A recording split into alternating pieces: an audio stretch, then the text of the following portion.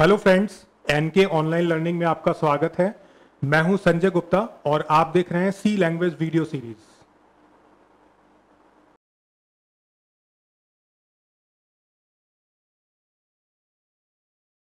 अब देखते हैं सी टोकन्स क्या क्या होते हैं। तो tokens basically constants, variables,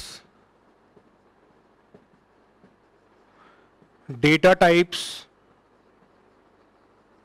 keywords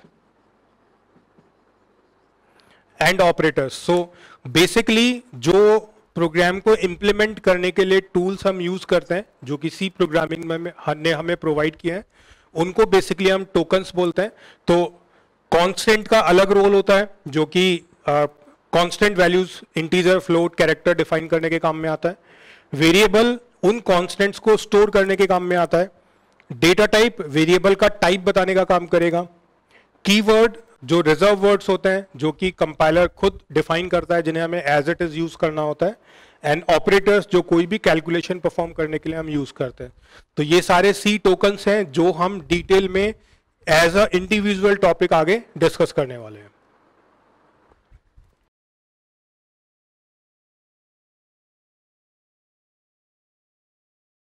अब हम समझते हैं कीवर्ड्स।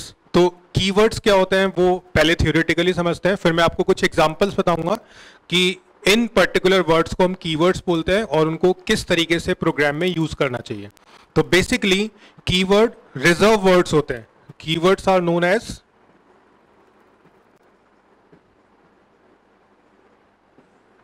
Reserved words. तो रिजर्व वर्ड का मीनिंग क्या होता है कि जो पहले से फिक्स्ड होता है या पहले से स्पेसिफाइड होता है, और आप कह सकते हैं कि जिसका मीनिंग पहले से स्पेसिफाइड है, राइट। तो ऐसे वर्ड्स जो कि कंपाइलर ने पहले से फिक्स किए हुए हैं, तो उसका मीनिंग भी फिक्स होगा और आप अपनी कन्वीनियंस के अकॉर्डिंग उसका मीनिंग चेंज नहीं कर सकते। तो ऐसे वर्ड्स को हम सी प्रोग्रामिंग में क्या बोलते हैं? कीवर्ड्स। तो अगर एक सिंपल डेफिनेशन दिया जाए, so keywords are those words which are reserved and they have specific meaning, right? And you cannot change the meaning of keywords, right? So for example,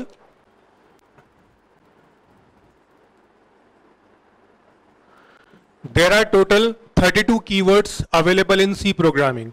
तो अब उनकी लिस्ट देखते हैं कि कौन कौन से कीवर्ड्स होते हैं जिनको हम एज इट इज यूज करेंगे, उनका प्रोग्राम के अंदर मीनिंग चेंज नहीं कर सकते।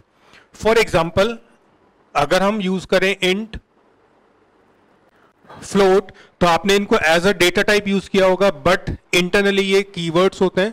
तो इंट और फ्लोट का जो मीनिंग होता है वो पहले से स्पेसिफाइड होता है, आप इसको चेंज नहीं कर सकते। तो जब भी इंटीजर वेरिएबल डिक्लेयर करना है तो आप इंट यूज करेंगे। इंट को एज अ फ्लोट यूज नहीं कर सकते, फ्लोट को एज अ इंट यूज नहीं कर सकते, राइट। तो आपको बहुत ही समझदारी के साथ इनको यूज करना है। एक और चीज कि अगर आप चाहें कि किसी भी कीवर्ड को as a variable name use करें तो वो भी पॉसिबल नहीं होगा।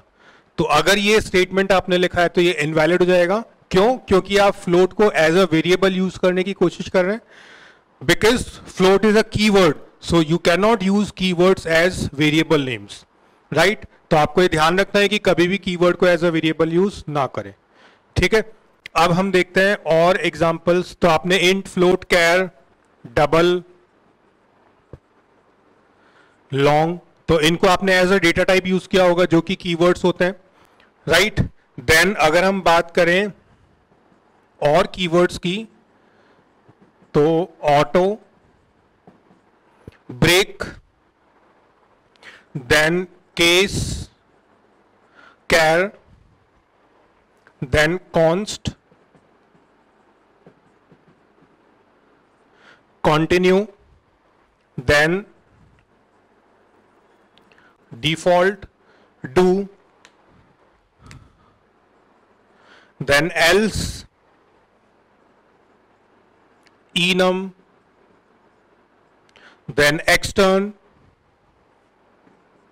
then far, next one is for, then we have go to,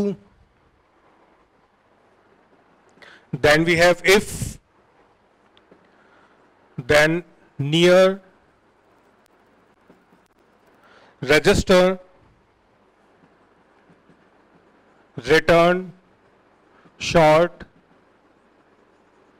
signed, static, then struct,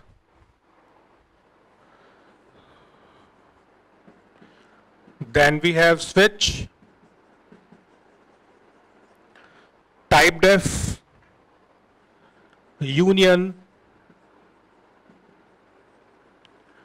unsigned, void, and while. So all these are keywords. इन सारे words का meaning जो है वो पहले से स्पेसिफाइड होता है, आपको इनको एज इट इज इनके मीनिंग के साथ यूज करना है, आप इनका मीनिंग चेंज नहीं कर सकते। तो अगर आपको कोई वेरिएबल बनाना है तो वो इनमें से नहीं होगा, अगर आपको कोई फंक्शन डिफाइन करना है तो वो नेम इसमें से नहीं होगा, right. So keywords are reserve words, तो इनको प्रॉपरली आप यूज करें। हर कीवर्ड का एक स्पेसिफिक मीनिंग होता है। तो जैसे जैसे आप डिटेल में लेक्चर्स और देखेंगे तो आप देखेंगे कि कहीं ना कोई कीवर्ड मैंने प्रोग्राम के अंदर यूज किया होगा और उसका मीनिंग भी एक्सप्लेन किया होगा।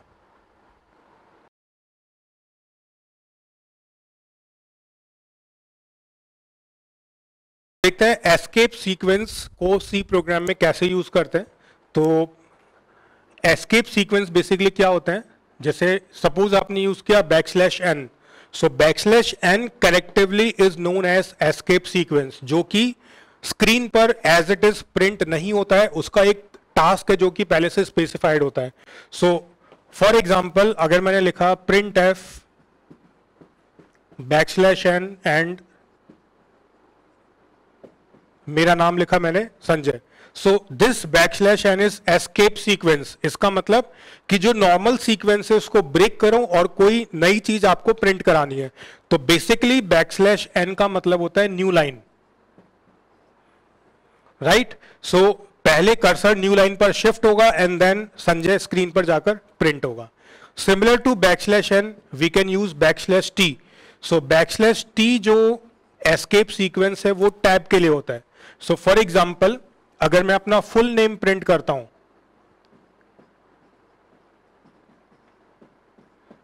तो मैंने दो एस्केप सीक्वेंस यहां पर यूज किए। पहला कर्सर को न्यू लाइन पे शिफ्ट करेगा एंड दूसरा है \t जो कि टैब स्पेस के जितना स्पेस दो वर्ड्स के बीच में प्रोवाइड करेगा। तो आप चाहते हैं कि एक स्पेस की जगह बहुत सारे स्पेसेस प्रिंट हो ऑटोमेटिकली, तो आप \t को एज अ टैब यूज कर सकते हैं, right. Then we have \b जो कि काम करता है बैकस्पेस का। देन वी हैव \a जो कि काम करता है अलर्ट का।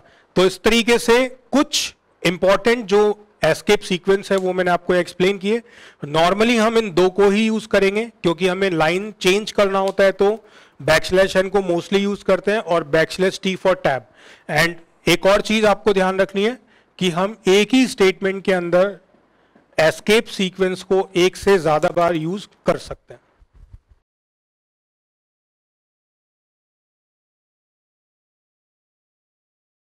तो सिंबॉलिक कॉन्स्टेंट्स क्या होते हैं?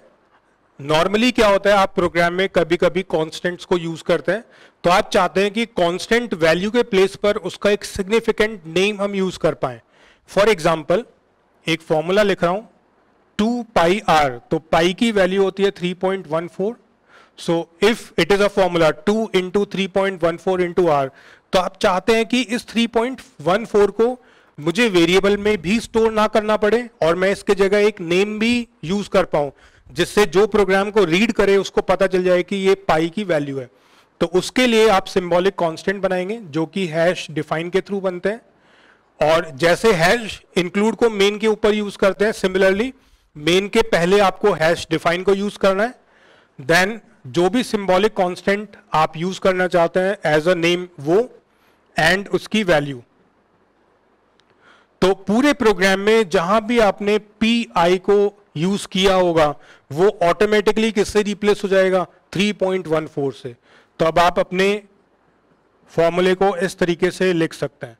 तो देखने पे आपको लगेगा कि P is a variable, but it is a symbolic constant जो कि अपनी वैल्यू से ऑटोमेटिकली रिप्लेस होगा। तो नॉर्मली बेस्ट प्रैक्टिस ये कहती है कि जो सिंबॉलिक कांस्टेंट होते हैं उनको हमेशा कैपिटल लेटर्स में लिखो ताकि आप इजीली रिकॉग्नाइज कर पाए कि it is a constant not a variable. तो फॉर एग्जांपल अगर आप एरे के अंदर कोई सिंबॉलिक कांस्टेंट यूज करना चाहते हैं जिसका नाम है साइज, और आपने यहां मेंशन कर दिया साइज एज 10, तो आप हमेशा 10 के प्लेस पर क्या यूज करें, साइज। तो जितनी जगह आपने लूप रोटेट किया होगा आप हर जगह क्या करेंगे, साइज को यूज करेंगे। अब आपको एरे में 10 की जगह 20 एलिमेंट्स को स्टोर करना है, तो आप सिंपली यहां 10 को रिप्लेस कर दीजिए 20 से। तो जहां भी आपने साइज सिंबॉलिक कांस्टेंट यूज किया होगा वो ऑटोमेटिकली किससे रिप्लेस हो जाएगा, 20 से। तो इस तरीके से आप किसी भी कांस्टेंट वैल्यू को एक सिग्निफिकेंट नेम प्रोवाइड कर सकते हैं through symbolic constant using hash define.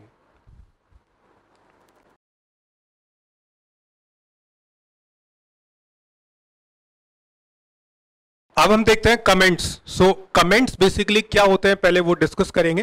तो आपने कभी कभी ऐसा फेस किया होगा कि जब आप प्रोग्राम लिखते हैं तो आपने देखा होगा कि आप प्रोग्राम में जो स्टेटमेंट्स है उसको डिलीट नहीं करना चाहते और आप उसको एग्जीक्यूट भी नहीं करना चाहते। तो ऐसी सिचुएशन में आप क्या करेंगे, उस स्टेटमेंट को कमेंट कर सकते हैं। तो कमेंट्स बेसिकली आपके स्टेटमेंट को डेड कोड में कन्वर्ट कर देता है, जिससे कि आपको उसको इरेज भी नहीं करना पड़ेगा और वो प्रोग्राम एग्जीक्यूशन के टाइम पर पार्टिसिपेट भी नहीं करेगा। सो फॉर एग्जांपल अगर मैं एक सिंपल सा कोड लिखता हूं,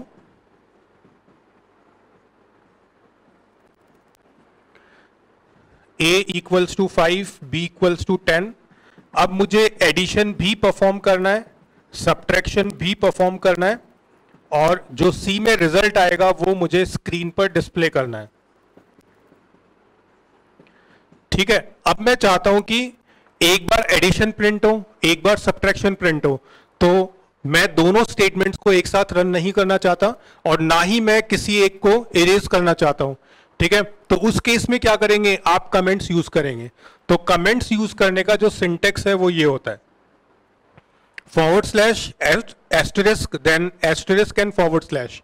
तो अगर एक लाइन को कमेंट बनाना है तो आप ऐसे लिख सकते हैं, सो दिस इज कमेंट। तो जब आप इस प्रोग्राम को रन करेंगे तो ये वाला स्टेटमेंट रन नहीं होगा, बट ये प्रोग्राम में लिखा हुआ है। जब आपको इसको अनकमेंट करना है तो आप जस्ट इनको इरेज कर दें और किसी दूसरे स्टेटमेंट को आप कमेंट कर सकते हैं। तो इस तरीके से क्या होगा, अननेसेसरी आपको बार बार स्टेटमेंट को टाइप नहीं करना पड़ेगा। तो अगर कोई कोड आपने गलती से लिख दिया और आप चाहते हैं कि मैं उसको इरेज ना करूं और वो प्रोग्राम में लिखा हुआ रहे, तो आप उसको कमेंट बना दें, तो वो आपके पास टाइप्ड रहेगा और एग्जीक्यूशन में पार्टिसिपेट भी नहीं करेगा। अगर मल्टीपल लाइंस को कमेंट बनाना है तो आप क्या करेंगे, कमेंट को इस लाइन से स्टार्ट किया और यहां पर जाकर आप उसको एंड कर सकते हैं।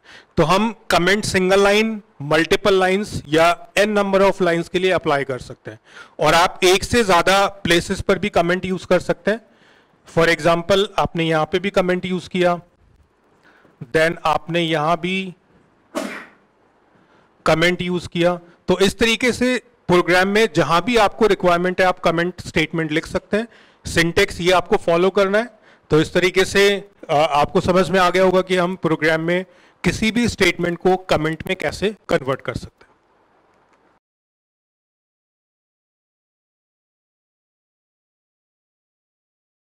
सी इंस्ट्रक्शन क्या होता है पहले वो समझते हैं। तो जब भी हम प्रोग्राम के अंदर कोई ऑपरेशन परफॉर्म करते हैं तो हमें एक स्टेटमेंट लिखना होता है। फॉर एग्जांपल अगर हम लिखते हैं प्रिंट एफ और उसमें आपने लिखा हेलो और उसको सेमीकोलन से टर्मिनेट किया, तो ये एक सिंगल स्टेटमेंट क्या होगा, एक सी इंस्ट्रक्शन। तो कोई भी प्रोग्राम अगर आपको इंप्लीमेंट करना है तो एक प्रोग्राम के अंदर आप बहुत सारे इंस्ट्रक्शंस इंप्लीमेंट करेंगे। So collection of instruction will be known as program. तो अभी हमें देखना है कि सी प्रोग्राम में आप किस किस तरह के इंस्ट्रक्शंस इंप्लीमेंट कर सकते हैं। तो अगर हम पहला इंस्ट्रक्शन देखें तो वो होता है टाइप डिक्लेरेशन। तो जब भी आप प्रोग्राम लिखेंगे तो आपको सबसे पहले वेरिएबल डिक्लेयर करना होता है, इंट, फ्लोट या कैर डेटा टाइप यूज करके। तो उस इंस्ट्रक्शन को क्या बोलते हैं, टाइप डिक्लेरेशन। तो उसका अगर हम एक एग्जांपल देखें तो वो ये होगा, सो दिस स्टेटमेंट और इंस्ट्रक्शन इज टाइप डिक्लेरेशन, कि हमने 3 वेरिएबल बनाए ABC और उनका टाइप मेंशन कर दिया इंट। सिमिलरली फ्लोट, कैर, अगर किसी और टाइप का वेरिएबल बनाना है तो वो भी टाइप डिक्लेरेशन इंस्ट्रक्शन की कैटेगरी में आएगा। देन यूजर से कुछ भी इनपुट रिसीव करना है या यूजर को कोई भी आउटपुट शो करना है, तो second type of instruction will B input output. तो जैसे कि मैंने अभी printf लिखा, ये एक आउटपुट इंस्ट्रक्शन हुआ। अगर आप scanf लिखते हैं तो ये एक इनपुट इंस्ट्रक्शन होगा। और printf और scanf को एक प्रोग्राम में हम कितनी भी बार यूज कर सकते हैं, ठीक है। और हो सकता है कि इनके अलावा, जैसे स्ट्रिंग की बात करेंगे तो गेटस पुटस आता है, अगर हम फाइल हैंडलिंग की बात करेंगे तो fgetc, fputc, fopen, तो इस तरह के इंस्ट्रक्शंस आते हैं। तो वो सारे इंस्ट्रक्शन किसको डिनोट करते हैं? इनपुट आउटपुट को। तो कुछ भी डेटा आपको यूजर से रिट्रीव करना है तो इनपुट, कुछ भी डेटा यूजर को शो करना है तो आउटपुट इंस्ट्रक्शंस आप यूज करेंगे। एंड इनका ऑर्डर कुछ भी हो सकता है, एज पर रिक्वायरमेंट आप इसको यूज करते हैं। बट जो टाइप डिक्लेरेशन या वेरिएबल डिक्लेरेशन इंस्ट्रक्शन है वो सबसे पहले आपको लिखना होगा। Then third is arithmetic instructions. तो अरिथमेटिक इंस्ट्रक्शन लाइक कोई भी कैलकुलेशन, तो अगर आपको दो नंबर्स को ऐड करना है तो आपने c equals to a plus b लिखा। अगर स्वैपिंग करनी है तो अलग इंस्ट्रक्शन होंगे, अगर आपको सॉर्टिंग करनी है तो अलग इंस्ट्रक्शंस होंगे। तो उसके अकॉर्डिंग आप अपने अरिथमेटिक इंस्ट्रक्शंस को डिजाइन कर सकते हैं। And fourth one is control instructions. तो कंट्रोल इंस्ट्रक्शंस में बेसिकली कंडीशनल, इटरेटिव, तो अगर हम कंडीशनल की बात करें तो हम इफ एल्स यूज करेंगे, अगर हम इटरेटिव की बात करें तो हम लूप यूज करेंगे। तो वो सब कंट्रोल इंस्ट्रक्शंस की कैटेगरी में आते हैं। तो आप बोल सकते हैं कि कंडीशनल स्टेटमेंट्स और conditional instructions, and second one is iterative. तो इटरेटिव या फिर रिपीटेटिव, तो कंडीशनल के लिए हम यूज करेंगे इफ एल्स और इटरेटिव के लिए हम यूज करेंगे फॉर, वाइल और डू वाइल लूप्स। तो इन सारे इंस्ट्रक्शंस को अगर ग्रुप कर देते हैं तो एक सी प्रोग्राम आप इजीली डिजाइन कर सकते हैं।